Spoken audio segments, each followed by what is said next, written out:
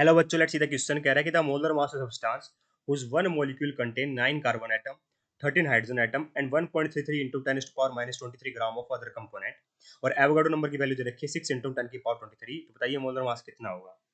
देखिए बेटा, हमें इतना पता है कि 9 तो कार्बन एटम्स है, ठीक है, 13 हाइड्रोजन एटम्स है, ठीक है, और जो अदर कंपोनेंट बच गया उसका मैं ये नहीं पता कौन सा कंपोनेंट है, पर उसका वेट बेटा है 1.33 into 10 की पावर माइनस 23 ग्राम है ना।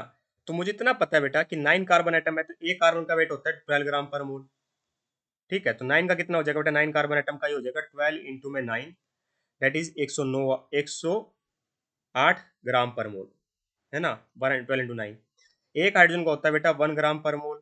हाइड्रोजन कितने दे रखे हैं 13, तो 13 हाइड्रोजन का कितना हो जाएगा मेरा मेरा हो जाएगा 13 इंटू में 1 कर दूंगा तो 13 ग्राम पर मोल। यहाँ तक कोई दिक्कत बेटा, कोई दिक्कत नहीं आनी चाहिए। हमें भी दे रखा है वेट, अब हमें क्या दे रखा है बेटा, वेट दे रखा है थर्ड कंपोनेंट का। एक्चुअली में देखिए बेटा, ये हमारे एटम्स है ना, तो इसको मैं 108 ग्राम पर मोल को 108 एएमयू भी लिख सकता हूँ, ठीक है। और 13 ग्राम पर मोल को मैं 13 एएमयू भी लिख सकता हूँ, क्योंकि मैं ये जो वेट है ना बेटा, ग्राम में वेट है, मैं इसको एएमयू में निकाल लूंगा बेटा, क्या इसका मोलर मास, उसका क्या निकालूंगा बेटा, मोलर मास निकालने की कोशिश करूंगा, क्योंकि मुझे इतना पता है कि बेटा एक एएमयू क्या होता है, एक एएमयू होता है मेरा 1/6.06 1/6 इंटू में 10 की पावर 23, 1/6 इंटू में 10 की पावर 23 ग्राम, ये होता है बेटा एक एएमयू, ठीक है। बाई डेफिनेशन मैंने लिख दिया, ठीक है, क्योंकि 1/n एवोगाड्रो नंबर के ग्राम के 1/n ग्राम होता है बेटा।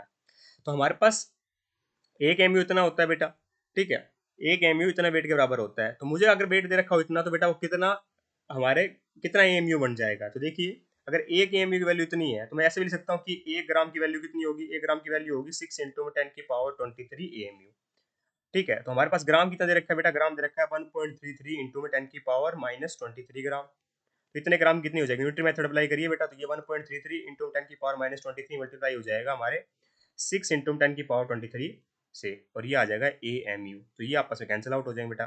तो 1.33 इंटू में 6 करोगे तो कितना आ जाएगा, 1.33 इंटू में 6 7.98 आ जाएगा। कितना आ जाएगा बेटा, 7.98 ए एम यू, ठीक है। तो टोटल मास कितना हो जाएगा बेटा, 108 प्लस 13, ठीक है, मोलर मास टोटल लिख रहा हूँ अब मैं, ठीक है, प्लस 7.98, जिसको लगभग मैं 8 भी लिख सकता हूँ, 8.0, ठीक है। ये किस में आ रहा है, एएमयू में। तो मैं आपको बता दूं बेटा कि हमारा न्यूमेरिकली एक एएमयू को मैं 1 ग्राम पर मोल भी लिख सकता हूँ बेटा, ठीक है। इसकी डेरिवेशन अलग होती है, उससे हमें कोई मतलब नहीं है। अब ये हमें जल्द ध्यान रखना अभी कि न्यूमेरिकली एक एएमयू 1 ग्राम पर मोल बराबर भी होता है। तो 108 प्लस 13 प्लस 8, ये कितना आ गया बेटा मेरा, ये आ गया 129 ग्राम पर मोल। ग्राम पर मोल लिख लो या फिर एएमयू लिख लो, एक ही बात है। Option number B is perfectly correct here. I hope you understand the answer. Thank you so much.